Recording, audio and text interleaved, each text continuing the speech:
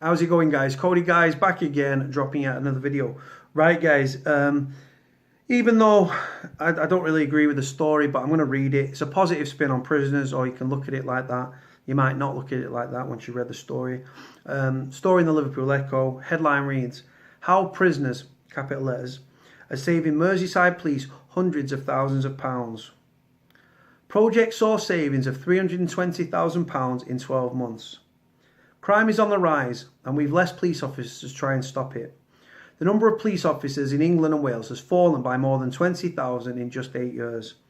Police Chief Commissioner Jane Kennedy has said on numerous occasions that the lower level of officers jeopardises public safety.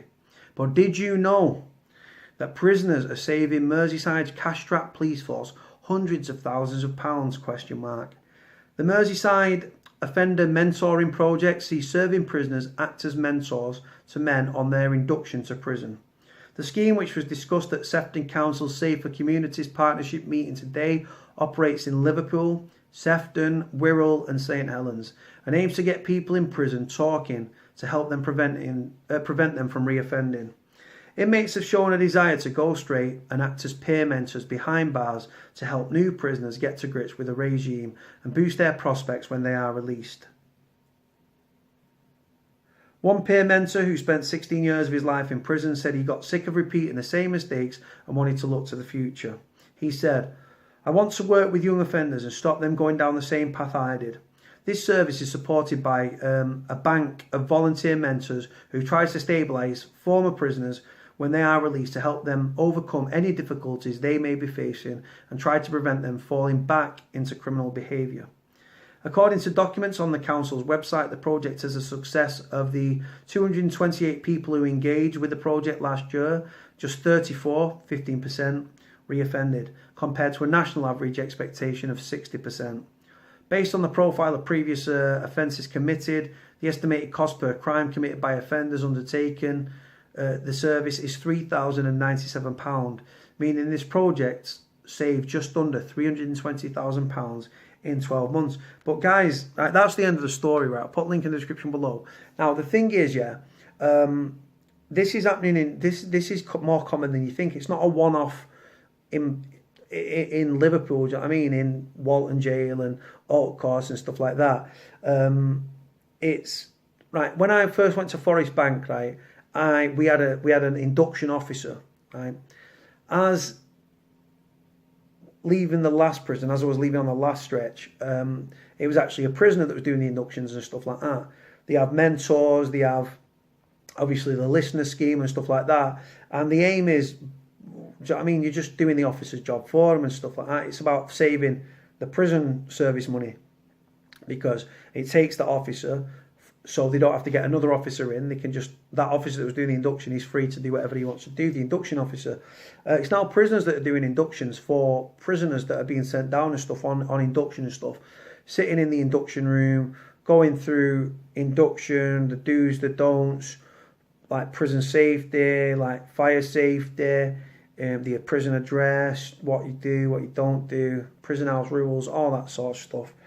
And like I say, they're saying it's saving prisoners money, the police money and stuff like that. Now, not really. I don't care two bits for the police. You know what I'm saying? You've got to think though. The police have put these prisoners in prison, and not everyone in prison's guilty. You've got stitch-ups, you've got miscarriages of justice, you've got prisoners on remand and stuff. So I don't think prisoners really care about helping the police out. But yeah, it's commonplace, guys, in prisons where prisoners are doing induction, they're mentoring prisoners. Like I say, prisoners for me, as a former prisoner myself, as an ex-offender, I believe that we should be utilised by the government, and I think we should get paid great whacking wages to do it, break the cycle of crime and mentor others. If you've got a prison officer, right, the prison officer might be safe. You've got a lot of decent officers in the system. You've got a lot of dickheads as well. But like, who are they more likely to listen to? A former con, say you're on a wing with a young offender, and the young offender's never been to jail, right? Is he going to listen to the con who's been there and done it, or is he going to listen to a screw? He's more inclined to listen to the con because the con's been there and done it. Like I say, there's a lot of great officers in the system, guys. I've got to be honest. I've got nothing positive to say about Her Majesty's prison staff, but having been in strange ways, obviously through my experience, that's why I've got that opinion. But when I went to Forest Bank, private prison, got on with the officers great and stuff. And like I say, prisoners do play their part and stuff. They stop suicides as well. If you're a listener in prison or you're just a friend with them, if you've got a mate in prison, you're on the wing, he might be suicidal, you talk him out of it, you focus him, you keep his mind on him, you keep an eye on him, you lift his spirits and stuff like that. That's saving lives.